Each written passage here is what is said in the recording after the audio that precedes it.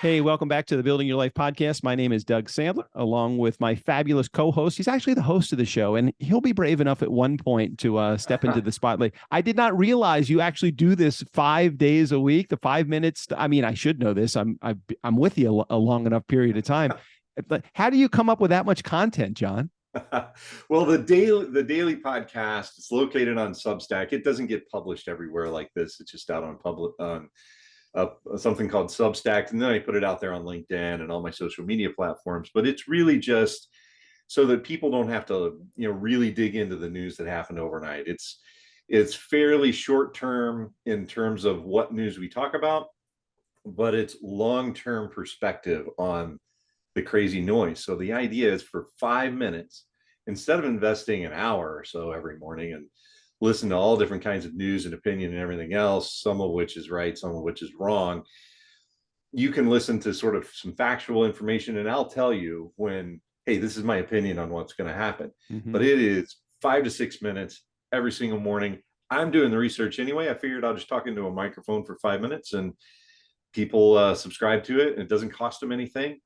And it's just an added service we throw out there. All right. Do you want to promote it? I mean, do you want somebody to be able to go there from here, or are you trying to keep it a secret? You tell me. Hey, I want to keep it completely secretive. No, the best way to do it is just follow me on LinkedIn or Twitter or Facebook or wherever you like to go. Or I think it even goes to Instagram now, I think. All right. Is it under just go to my social media stuff. LinkedIn's the best spot to get it every morning.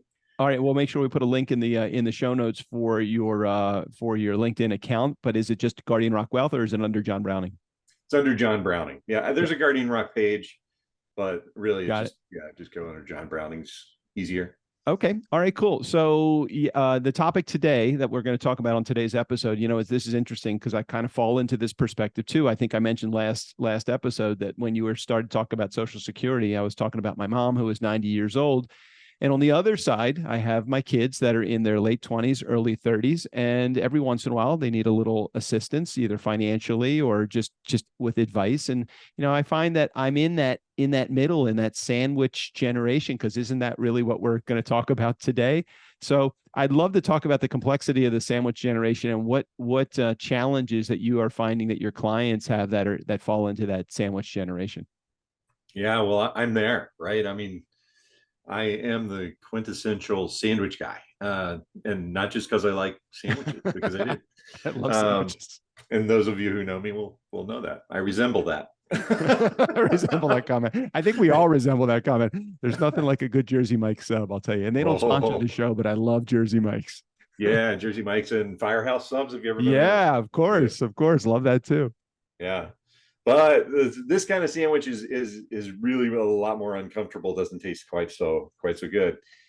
The idea of the sandwich generation is those of us here, like kind of in our 50s, even 60s, we have aging parents, many of which never thought about long-term care insurance, or if they did, they thought it was too expensive, just didn't do it, right? It wasn't really a thing. And they're living longer than they expected, frankly. Their parents passed away maybe in their, late 70s. Well, they're living into their 80s and 90s. Mm-hmm. Some of them, we're seeing more and more people turn 100 and over 100 now. And by the time, those of us who are 50 or 60 now get to that point, we could very well, as a normal course, be living to 110, 115. Not that I necessarily want to, because I feel like things already hurt, but maybe they'll come up with something for that. There's a lot of innovation going on out there. So agreed. But anyway, you've got your aging parents who frankly are at some point possibly going to need care. That's expensive. And frankly, they probably didn't save quite enough for how expensive that has become, because the inflation rate on healthcare over the past 20 years has been insane, for lack of a better term. So you've got that. You also have, if you've got a kid or two, I have 6. So, and they need some help too. They need, college costs, need a little help with that, right? Maybe you want to give them a full ride, whatever it is that you want to do for your kids. And so you're in the sandwich in between. And what happens is we want to do our best for our kids, but we realize our parents did everything for us and sacrificed for us. So we want to give to them, and something we don't save anything for ourselves. Mm-hmm. So the sandwich in between here, which is frankly the most important, you got to take care of yourself, right? When you get on the airplane, what do they first tell you? They tell you to put your mask on before you give that mask to anybody else. Exactly. And the reason for that is if you're not around, if you're so stressed out and you had a heart attack or whatever, or you finally suddenly you run out, right? Money can be finite. It's just I don't have any more to give, then that doesn't do either side of that sandwich any good. All right. So the tough part is how do you balance that, and just what do you do, right?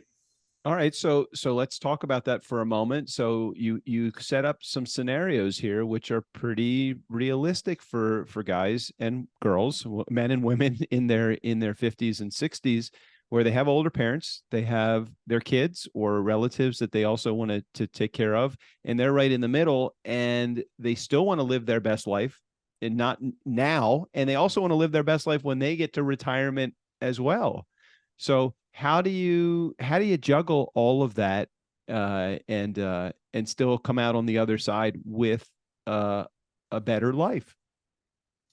And here's where it gets to forget about the math of it, right? We had the 4-letter word, I think, on our last Yep. episode, that math word. Let's forget about that for a minute. This is even tougher. I think you have to have candid conversations, both between you and your kids and also you and your parents.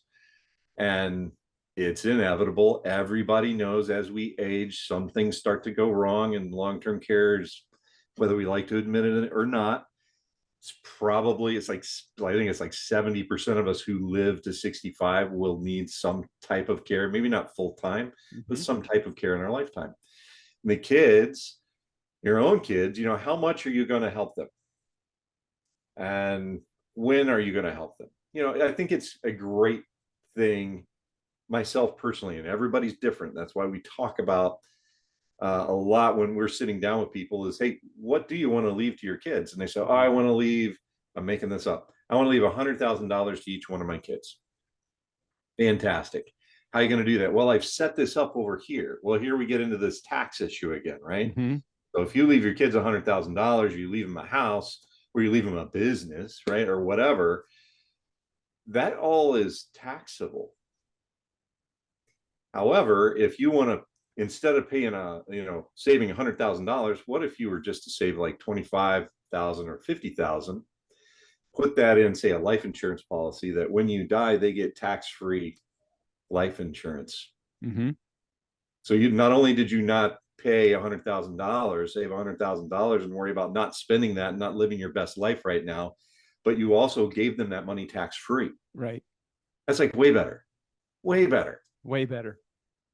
And then on the parents' side, so we didn't do long-term care insurance in time. So man, there's no way you can get it now, right?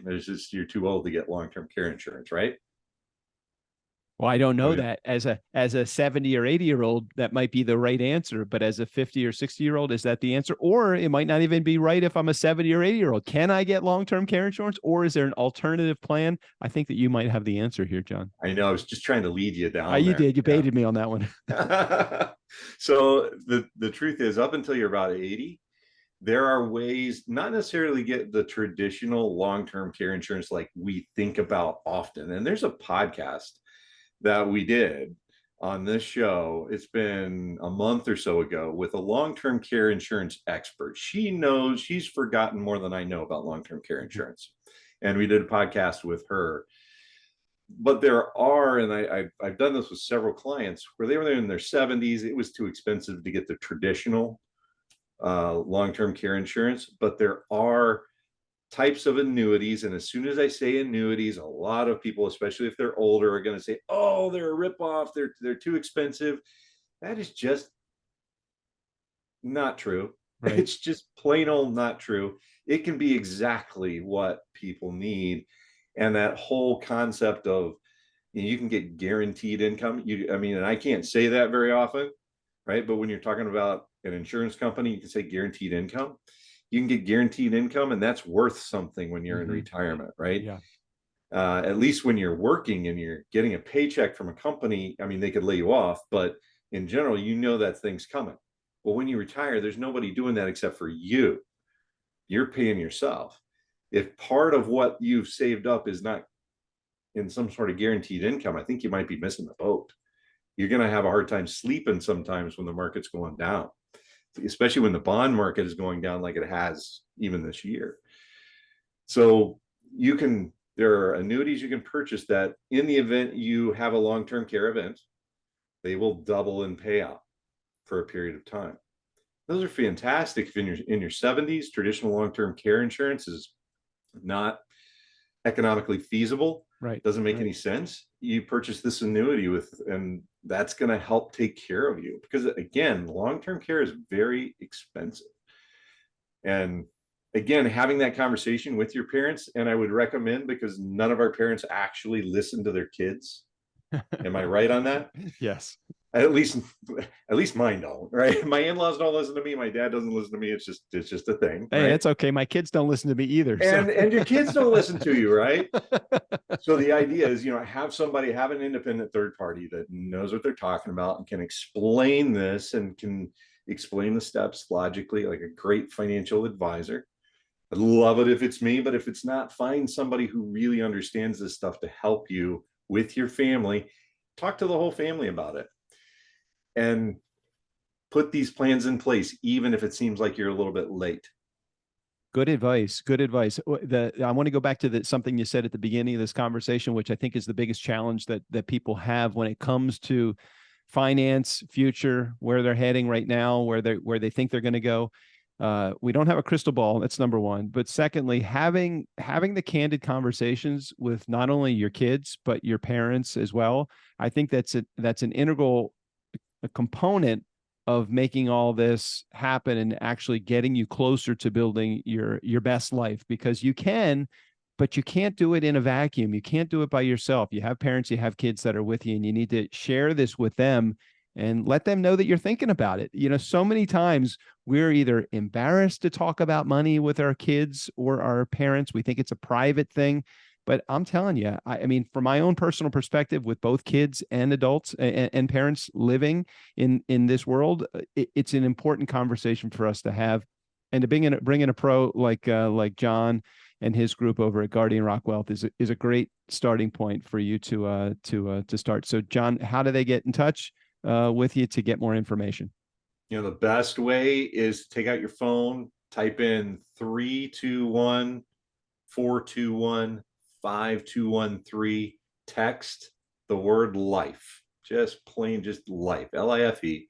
You're going to get my digital business card, which is going to have all of my links on it. Most importantly, there's a link down the lower right-hand side that you can schedule a 15-minute call with me. And 15 minutes out of your life, we'll decide whether it makes any sense at all for us to work together. And then you can either be, I hope you leave better off no matter what we decide.